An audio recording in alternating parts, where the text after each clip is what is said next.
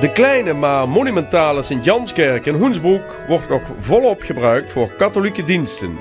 Maar er loopt nu gelijkertijd ook een expositie. En wel van de Hoensbroekse kunstenaar William Otemans.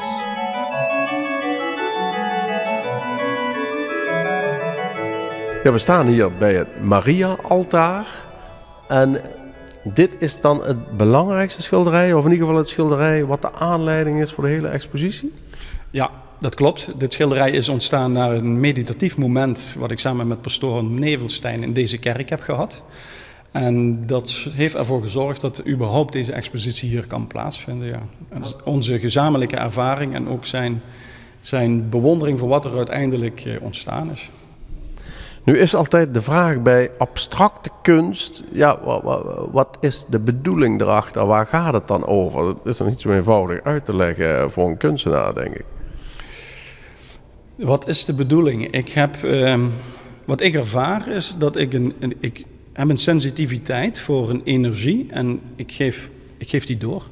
Ik neem die tot mij en vertaal dat met verf op een doek. Dus de meest eenvoudige manier. En uiteindelijk vind ik ook dat een schilderij een doel heeft. Het gaat niet om dit product, het eindproduct, maar dat heeft een boodschap. Dat wil een verhaal vertellen. Zit er dan ook nog een link met de religie, met het christendom, met Maria of met deze kerk? Hoe wij aan deze expositie zijn begonnen is naar elkaar uitspreken. Datgene wat ons verbindt, dat krijgt de focus. En alles wat er buiten ligt, dat respecteren we. Dus zit er een verbinding? Ja, vooral de spiritualiteit, daar zit de verbinding. En de dialoog met Maria, daar gaan we naar een ander terrein toe. Maria kan ook Maria zijn, staat voor moeder God. En als we veel verder teruggaan in de tijd, voordat überhaupt het katholieke geloof er was, staat zij toch zinnenbeeld voor moeder aarde. Nou, en op dat vlak zit er toch wel een overeenkomst met hetgene wat ik voel en wat zij vertegenwoordigt. Ja.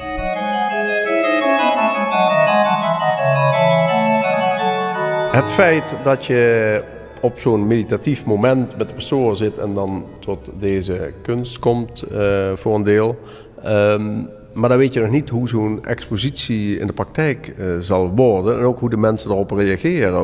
Hoe is dat tot nu toe gegaan en hoe wordt het beleefd? Van ja, nu hang ik met mijn werk in de kerk. Ik denk dat het vooral vertrouwen is. Maar wij pakken dat wel praktisch aan. We hebben de vernissage, een opening, hebben mensen uitgenodigd. Er zijn meer dan 100 mensen hier binnen geweest. Ja, met meer passen dan waarschijnlijk. Dan wordt het staan en dat was ook het geval. Dat is wel een limiet. En aangezien er ook een schilderij hangt van Fanfare Sint-Gabriel, hebben zij aansluitend een afscheidsconcert gegeven voor pastoor Nevelstein. Dus er was meer dan alleen de expositie. Maar dat was de start. En in de tussentijd, ja, hoe doe je dat? Hoe zorg je dat mensen tot hier komen? Je zou zelfs kunnen zeggen, als de pastoors wat meer kunst in de kerk brengen, dan krijgen ze weer meer bezoekers. Heb je met Nevelstein gesproken? Want hij was erg onder de indruk van hoeveel mensen dat op de been heeft gebracht. Dus de vernissage dan dik 100 mensen, maar uiteindelijk waren er 250 mensen hier rondom het kerkje. Misschien heb je daar een punt. Ja, dat een opening biedt. Ik wil niet meteen het platte ervan nemen, maar wel dat gebruiken als opening om te kijken van wat kun je met zo'n plek nog meer. Dus het is een hele bijzondere plek dit. En wellicht vraagt die plek om meer dan alleen een kerkdienst, maar dat is de toekomst.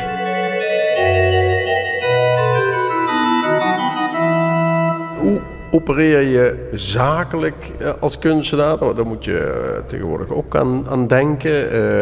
Doe je dat allemaal zelf? Of is er gewoon een galerie die als een soort manager voor jou optreedt?